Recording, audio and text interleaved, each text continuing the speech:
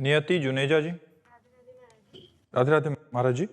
महाराज जी, मुझसे किसी का भी प्रतिकूल व्यवहार सहन नहीं होता और मेरे मन में हमेशा ये डर बना रहता कि कोई मेरे बारे में क्या सोचता है। ये नेगेटिव बात है और ये तुम्हें दुख देगी, दुख के सिवा कुछ नहीं देगी। इसको छोड़ने की जरूरत है।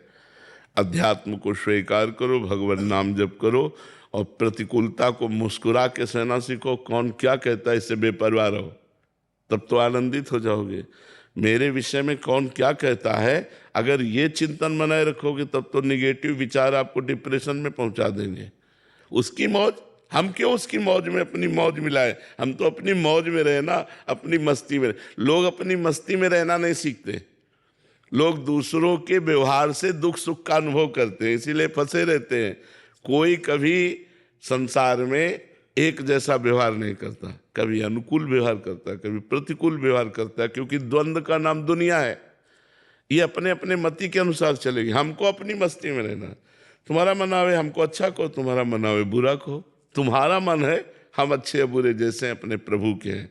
जब तक आप प्रभु के नहीं बनोगे, जब तक आप जो प्रभु के हो, प्रभु के हैं, बनना क्या है, पर जब तक स्वीकार नहीं करोगे आपको, तो आप प्रभु को, और नाम जप नहीं करोगे, शास्त्र स्वाध्याय सत्संग नहीं करोगे, तब तक ज्ञान नहीं होता। तो अज्ञान की यही दशा है। लोग क्या कह रहे हैं, वो हंस रहा है किसी और बात को लेके, ये तो हमको देख के हंस रहा था। वो जल रहा है, वो नाना प्रकार के निगेटिव चिंतन से परेशान हो रहा है। ये सब ठीक नहीं है। कौन क्या कह रहा, छोड़ो, अपनी मस्ती में रहो और सहना सीखो।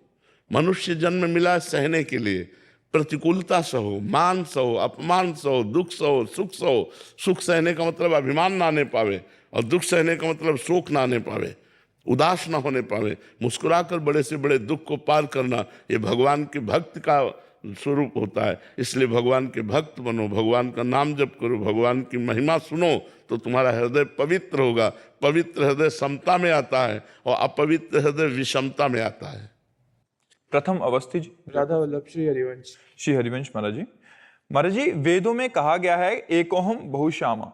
महाराज जी, परमात्मा एक होकर अनेक रूपों में प्रकट होते हैं। महाराज जी, जब समस्त जीव परमात्मा के ही अंश हैं, तो जो भगवत स्वरूप अवतार होते हैं तथा हम जैसे सामान्य जीवों में तात्विक अंतर क्या है? क्या ये अंतर केवल बोध और चेतना की अवस्था है, अथवा अवतार के समय परमात्मा अपनी पूर्ण शक्ति और विशेष संकल्प के साथ प्रकट होते हैं? अंशी, ये सब अंश का अवतार है और वो अंशी का अवतार होता है।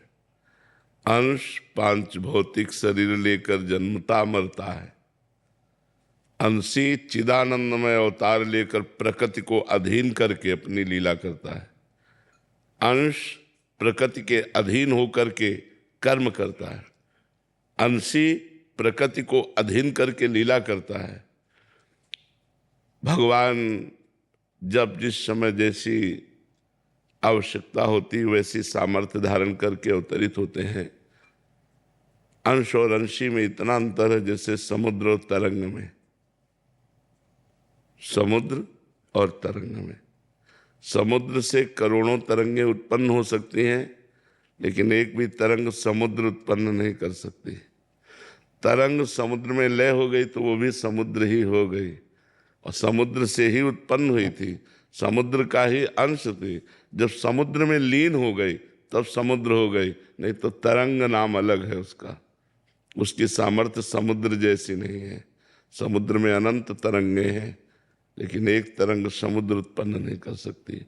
ऐसे ही जब जितनी आवश्यकता होती है, जब अंशी परमात्मा स्वयं अवतार लेता है, जैसे रामावतार, कृष्णावतार, नृसिंहावतार, वाराह-अवतार, कूर्म-अवतार, मत्स्यावतार, बुद्धावतार, कल्कि अवतार, भगवान के जो अवतार हैं, ये भगवान जगत मंगल के लिए अवतरित होते हैं और उन्हीं का परमात्मा अंश जीव है। जब ये साधना के द्वारा अपने अज्ञान को मिटा करके परमात्मा स्वरूप में लीन हो जाता है, तो भी समुद्र तरंग समुद्र में लीन हो गई। अब वो भी ब्रह्मविद ब्रह्मवि भवति, अब वो भी परमात्मा स्वरूप हो गया।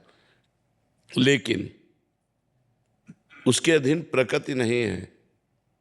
बड़े बड़े ब्रह्म ऋषि हुए, उनके अधीन प्रकृति नहीं है कि वो जो माया को आदेश करे वही करेगा। ये काम केवल भगवान का है।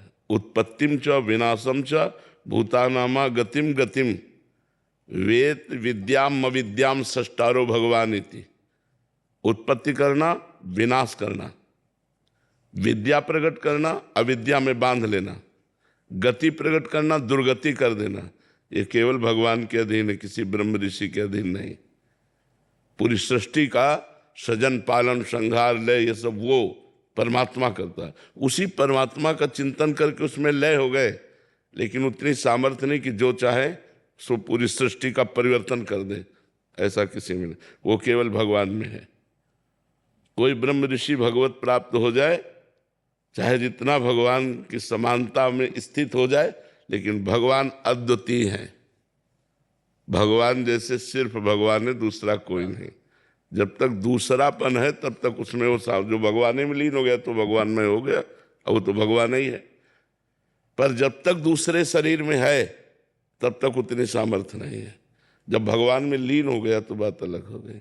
अगर शरीर में है तो ऐसा नहीं कि प्रकृति को अपने वश में कर ले, प्रकृति के अधीन शरीर रहता है। जो अंशी है वो प्रकृति से परे है, जो अंश है वो प्रकृति से परे है, लेकिन हमारा शरीर प्रकृति के अधीन रहता है। और भगवान का शरीर चिदानंदमय है, विकार रहित है। हमारा विकार युक्त विनाशी है, उनका अविनाशी और चिदानंदमय स्वरूप है।